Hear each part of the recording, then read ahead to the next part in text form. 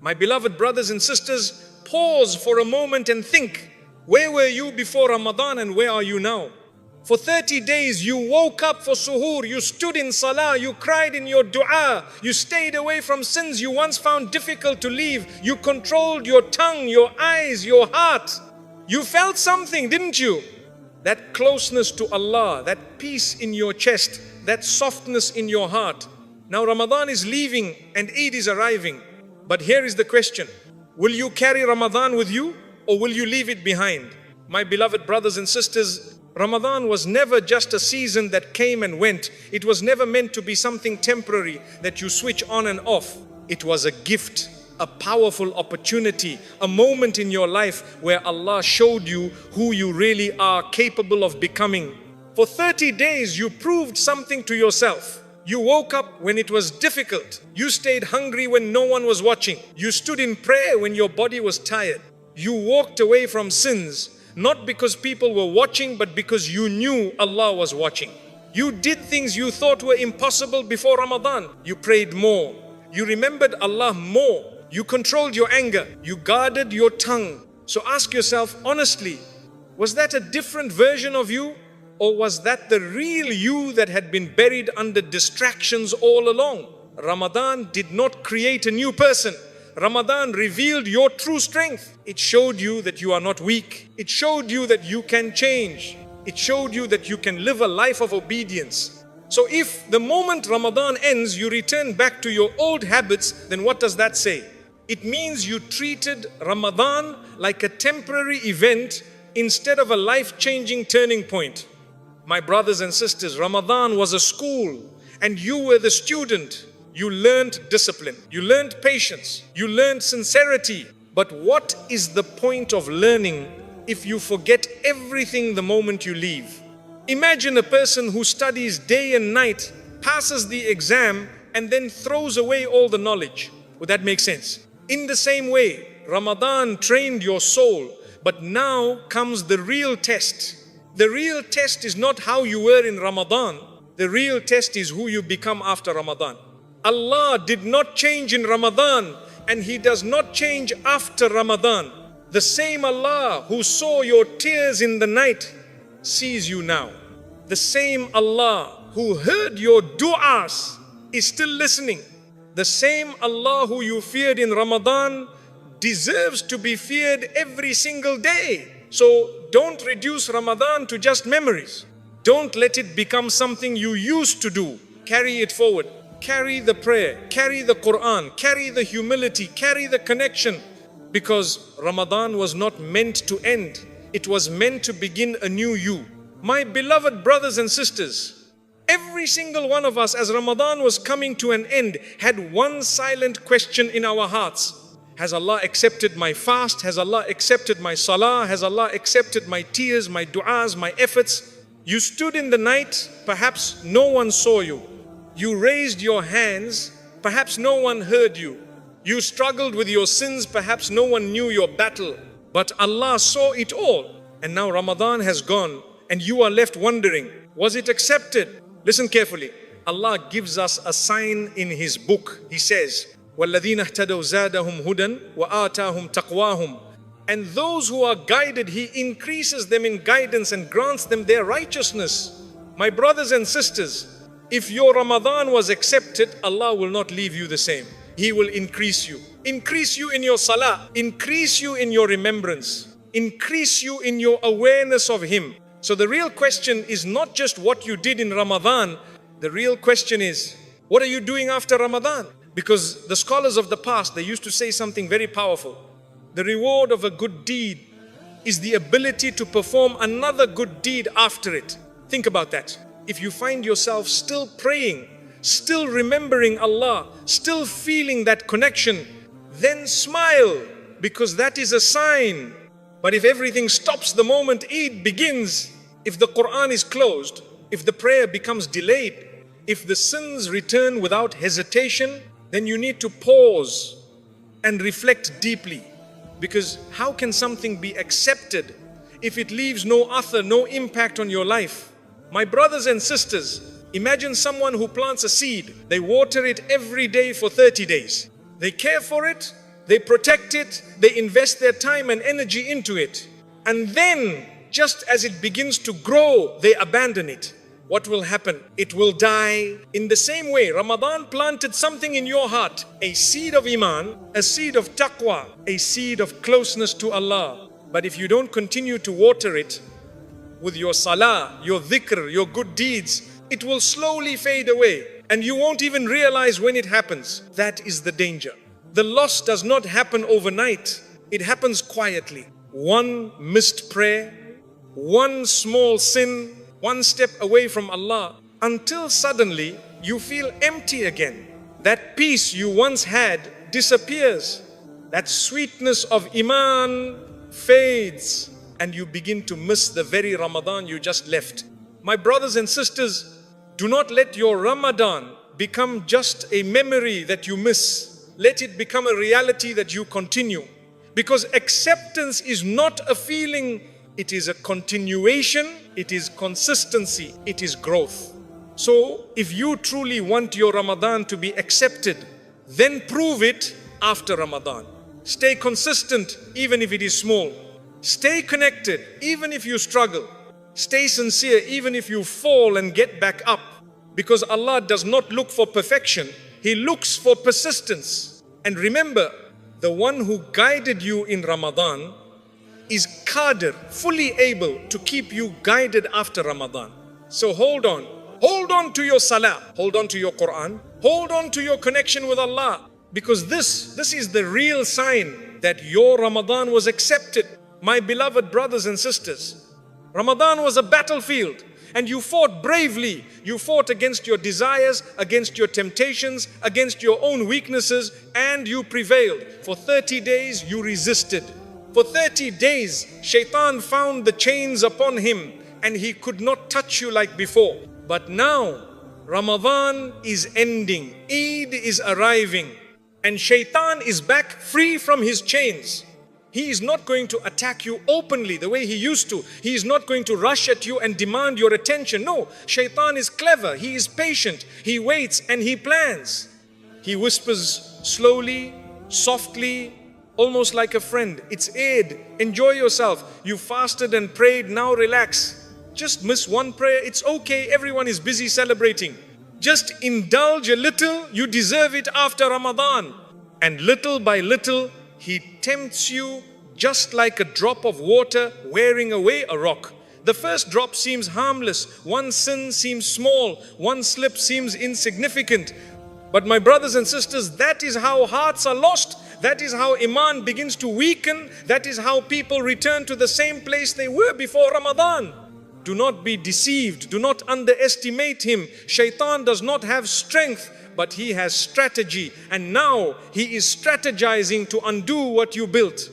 You see, the beauty of Ramadan is not just in fasting. It is not just in praying more. It is in transforming your soul. It is in purifying your heart. It is in strengthening your connection with Allah. And Shaitan wants to take it all away in just a few moments of carelessness. He is waiting for you to feel tired. He is waiting for you to feel overjoyed. He is waiting for you to let your guard down. But remember this, the power of Allah is greater than the whispers of Shaitan. The mercy of Allah is stronger than his tricks. The guidance of Allah is more solid than any temptation. So how do you fight him? How do you protect yourself? Hold on to the habits you built in Ramadan. Guard your prayers, guard your tongue, guard your heart. Keep making dua even after the fasts are over. Keep reading the Quran even if it is just a few lines. Keep remembering Allah even in the smallest moments of your day. Because Shaitan can only win if you forget Allah. If your connection with him weakens, if your heart hardens again. And remember this truth from the Quran. Allah says, إن الشيطان لكم عدو فاتخذوه عدوا لا إنما يدعو حزبه ليكونوا من أصحاب السعير. Indeed, Satan is an enemy to you, so take him as an enemy. He only invites his party to be among the companions of the blaze. Surah Fatir 35-6. He is your enemy, not your friend. Do not trust him even when he whispers softly. Do not listen to his lies even when they sound reasonable. My brothers and sisters, Eid is a joyous day. Yes, celebrate, smile, share happiness with your family and friends, but do not allow joy to become a reason for negligence. Do not allow happiness to become a veil that hides the dangers around you. The true test of Ramadan is not during Ramadan. The true test begins now, after the fasts have ended. The true test is how you carry yourself, how you hold on to your heart, how you protect what you gained. Do not underestimate the quiet enemy. Do not underestimate the small slip. One step back can undo 30 steps forward. So stand firm, be vigilant, protect your soul, celebrate with wisdom, rejoice with remembrance. And always remember, the one who strengthened you during Ramadan is still with you, watching over you, guiding you and protecting you. Shaitan may be waiting, but Allah is greater, always. And if you hold on to Allah, no whisper, no temptation, no moment of weakness will take away what you earned. My beloved brothers and sisters, Eid has arrived. The streets are full of laughter, homes are decorated, families are gathering, and the aroma of food fills the air. The joy is everywhere. And it should be, because Allah has granted us this day as a reward for our efforts in Ramadan. But listen carefully, joy and celebration do not mean negligence. Happiness and obedience must go together. Eid is not just about wearing new clothes, giving gifts or sharing food. Eid is about gratitude. It is a celebration of a month that Allah allowed you to experience, a month where He forgave, a month where He accepted, a month where He purified hearts and souls. So how do you express gratitude to Allah on this blessed day? Not by abandoning the habits you built in Ramadan, not by indulging in sins or excesses, not by letting shaitan take advantage of your excitement. Gratitude is shown in obedience. Gratitude is shown in humility. Gratitude is shown in remembering Allah even when everyone else is busy celebrating. Look at it this way. Allah gave you 30 days of mercy, forgiveness and closeness. Do you really think showing gratitude means that you turn away from Him on the very day He rewarded you? Eid is a test. It is a continuation, not a pause. A continuation of Ramadan, not a holiday from obedience. If you pray less, speak harshly, look at what is forbidden, indulge in arrogance or pride, or lose the spiritual gains you made, then you have missed the purpose of Eid.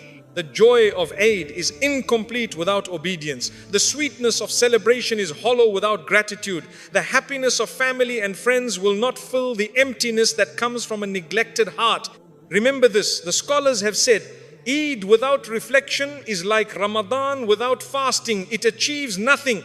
Celebrate, yes. Share love, smiles and kindness, yes. But do not allow the celebration to become a reason to fall back. Do not let the excitement of the day deceive you.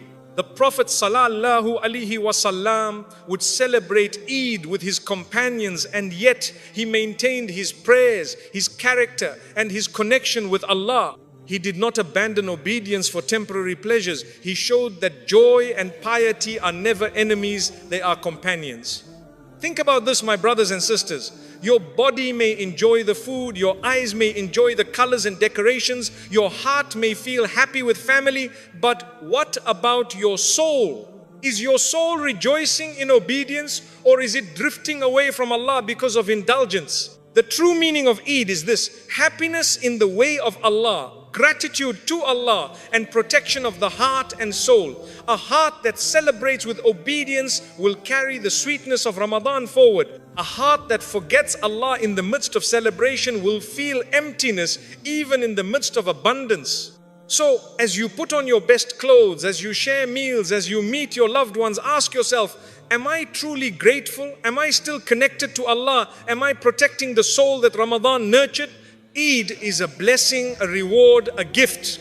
Treat it as such. Let it strengthen your Iman, not weaken it. Let it be a continuation of Ramadan, not a return to your past ways. Celebrate with wisdom. Rejoice with remembrance. Be joyful, but remain obedient. And remember, the one who granted you Ramadan's mercy is still with you today. Keep Him close, and your heart will never be empty, even in the midst of celebration. As Ramadan ends and Eid begins, many of us feel a mix of joy and fear. We rejoice in the mercy we received, the fasts we completed, the prayers we performed, and the du'as we raised. But we also feel a subtle fear in our hearts, a fear that the momentum we gained may slip away, that the closeness to Allah we nurtured may fade. And this fear is real because the heart is fragile. The heart can be lifted and strengthened in 1 month, but it can also grow hard again in a single day, in a single act of negligence, in a single sin. But my dear brothers and sisters, here is a truth that the scholars have emphasized throughout generations. You do not need to do everything you did in Ramadan to preserve your connection with Allah. You do not need to pray all night. You do not need to fast every day. You do not need to recite the entire Quran. You do not need to maintain the intensity of Ramadan to remain close to Allah. What is required is consistency. Small, simple, yet sincere deeds done regularly can protect your heart, safeguard your Iman, and ensure that the gains of Ramadan are not lost. Imagine a small flame. A large fire may burn intensely for a short while, but it can be extinguished quickly. A small flame, however, can burn steadily, persistently over time. Your good deeds are like that small flame. They may seem insignificant to the eyes of others, but they hold power. They keep the heart alive, they maintain the connection with Allah, and they act as a shield against the whispers of shaitan. Perhaps after Ramadan, you may feel tired. Perhaps your schedule changes. Perhaps the days of Eid seem filled with social gatherings, celebrations, and distractions. But if you can perform even the smallest acts of worship, you will maintain the heart of Ramadan. Stand for 2 rakahs after the daily prayers, even if you are busy. Make dua for a few minutes every morning and night. Read a few lines of the Quran consistently, even if you cannot read the entire juz. Remember Allah in your heart, even when you are at work, in school, or in your home. These small deeds, my brothers and sisters, are the glue that holds your Iman together. And remember, the Prophet ﷺ said, the most beloved deeds to Allah are those that are consistent, even if they are few. Consistency is the key. Small, repeated actions accumulate and grow. A heart that maintains small acts of worship is a heart that shaitan cannot easily influence. A soul that remembers Allah, even in moments of distraction, is a soul that remains soft, humble, and alive. Do not underestimate the power of small deeds. A single verse of Quran recited daily can transform your life over time. A single act of charity given consistently can cleanse your wealth and multiply blessings. A single dua made with sincerity each day can bring immense guidance and protection. Look at it practically, my brothers and sisters. If you neglect these small acts, the momentum of Ramadan fades. You may fasted 30 days, prayed every night, and gave in charity generously. But if you abandon all worship after Ramadan, that momentum disappears and your heart grows distant. The sweetness of Iman fades, the light of the soul dims. Shaitan knows this. He waits for these moments of neglect. He is clever, patient, and persistent. He seeks to make you believe that small deeds are insignificant, that missing a prayer occasionally is harmless, that forgetting Allah for a day or two will not matter. And when you listen to him, step by step, you return to the life you lived before Ramadan, and the efforts of 30 days vanish like smoke in the wind. But if you continue with small deeds,